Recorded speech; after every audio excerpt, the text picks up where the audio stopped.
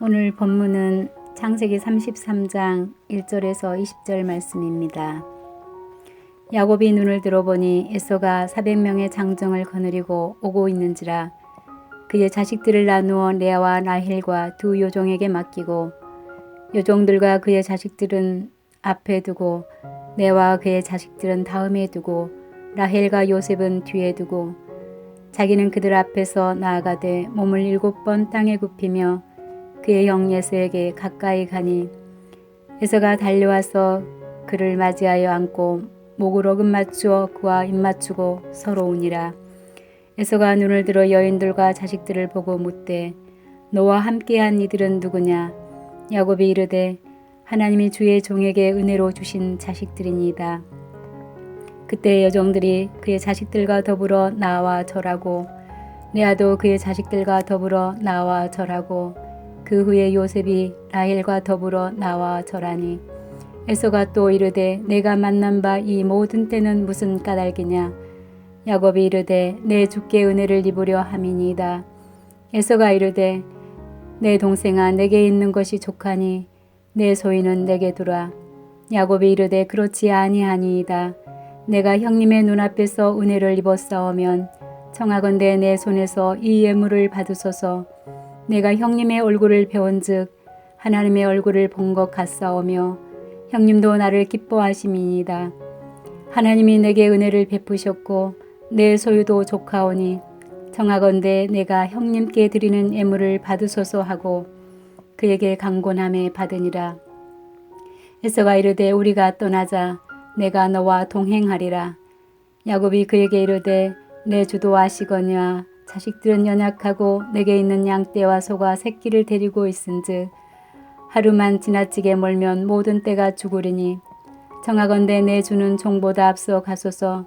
나는 앞에 가는 가축과 자식들의 걸음대로 천천히 인도하여 세일로 가서 내 주께 나아가리이다. 에서가 이르되 내가 내 종 몇 사람을 내게 머물게 하리라. 야곱이 이르되 어찌하여 그리하리이까? 나로 내 주께 은혜를 얻게 하소서 하매 이날에 에서는 세일로 돌아가고 야곱은 숫곳에 이르러 자기를 위하여 집을 짓고 그의 가축을 위하여 우릿간을 지었으므로 그 땅 이름을 숫곳이라 부르더라. 야곱이 밧담 아랫에서부터 평안히 가나안 땅 세겜 성읍에 이르러 그 성읍 앞에 장막을 치고 그가 장막을 친 밭을 세겜의 아버지 하몰의 아들들의 손에서 벳그시타에 샀으며 거기에 제단을 쌓고 그 이름을 엘헬로의 이스라엘이라 불렀더라. 아멘.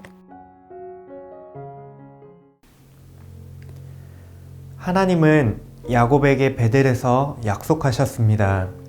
어디를 가든지 그를 지키시고 그를 다시 가나안 땅으로 돌아오게 하겠다고 하셨습니다. 그러자 야곱은 그 자리에서 서원합니다. 평안히 아버지 집으로 돌아오게 된다면 하나님은 나의 하나님이 되실 것이라고 말이죠. 과연 이 하나님의 약속과 야곱의 서원은 어떻게 되었을까요? 에서가 400명의 장정들을 거느리고 나아옵니다. 야곱은 형 에서가 어떤 의도를 가지고 이렇게 하는지 모릅니다.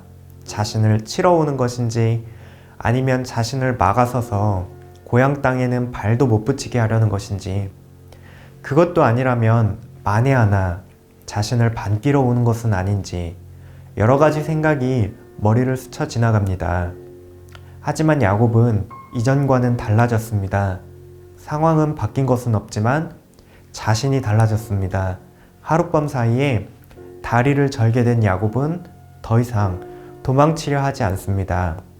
하나님을 붙잡고 겨루어 이겼습니다. 마침내 하나님의 얼굴을 보았기 때문입니다. 그렇게 야곱은 에서에게로 나아갑니다.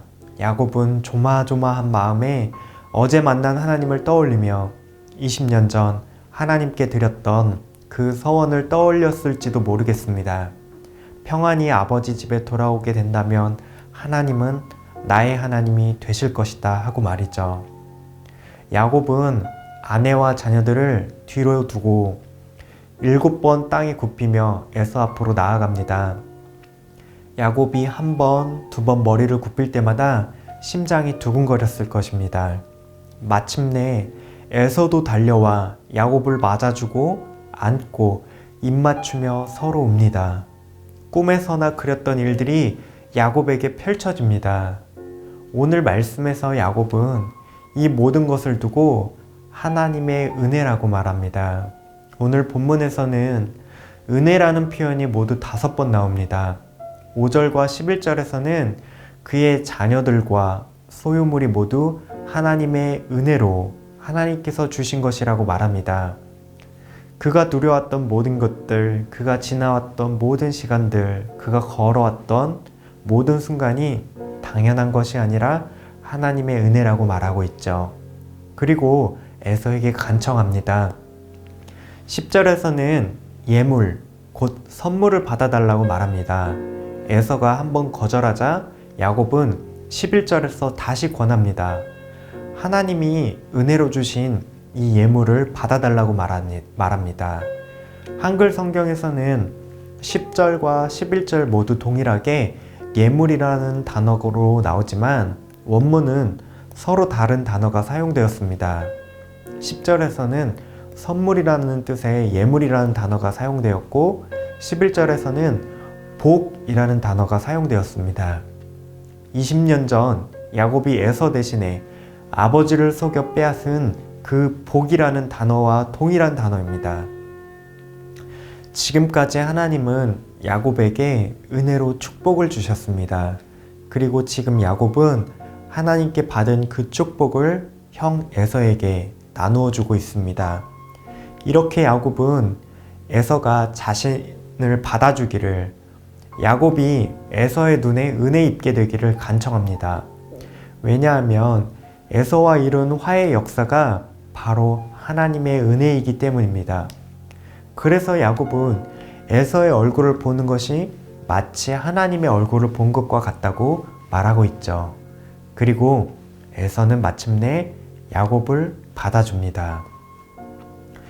이처럼 하나님은 하나님이 하신 약속의 말씀을 신실하게 지키셨습니다.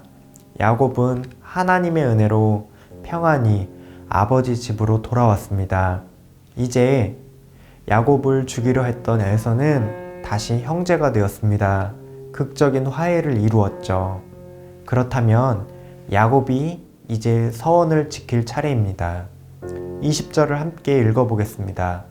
거기에 제단을 쌓고 그 이름을 엘렐로헤 이스라엘이라 불렀더라. 엘렐로헤 이스라엘은 하나님, 이스라엘의 하나님이라는 의미입니다. 야곱은 하나님을 자신의 하나님으로 지금 부르고 있습니다. 그는 서원을 지키고 있는 것입니다. 자신을 죽이려는 형 에서의 손에서 구원하신 하나님, 라반의 집에서 속고 속이는 나그네 인생 가운데에서 자녀들과 풍족한 소유를 허락하신 하나님을 자신의 하나님이라고 부릅니다. 하나님은 그분의 말씀을 신실하게 지키시는 분이시죠. 자격 없는 자에게 은혜를 주셔서 우리의 삶 가운데 하나님의 말씀을 이루십니다. 마치 야곱에게 주신 모든 것이 은혜였던 것처럼 말이죠. 그래서 오늘 하루 우리가 하나님 주신 은혜를 한번 생각해보고 세어보았으면 좋겠습니다. 우리 삶에 당연하다고 여긴 모든 것이 하나님의 은혜임을 기억해보면 좋겠습니다. 잘 될 때에 감사할 수 있게 하시고 고난당할 때에 인내할 수 있게 하신 모든 것이 은혜임을 기억합시다. 그 은혜 베푸신 하나님이 바로 나의 하나님이십니다. 은혜 안에서 모든 약속의 말씀을 지키시는 하나님, 그 하나님을 우리의 하나님으로 고백하는 청년가족들 되시기를 소망합니다. 이 시간 말씀을 기억하시면서 함께 기도하시겠습니다.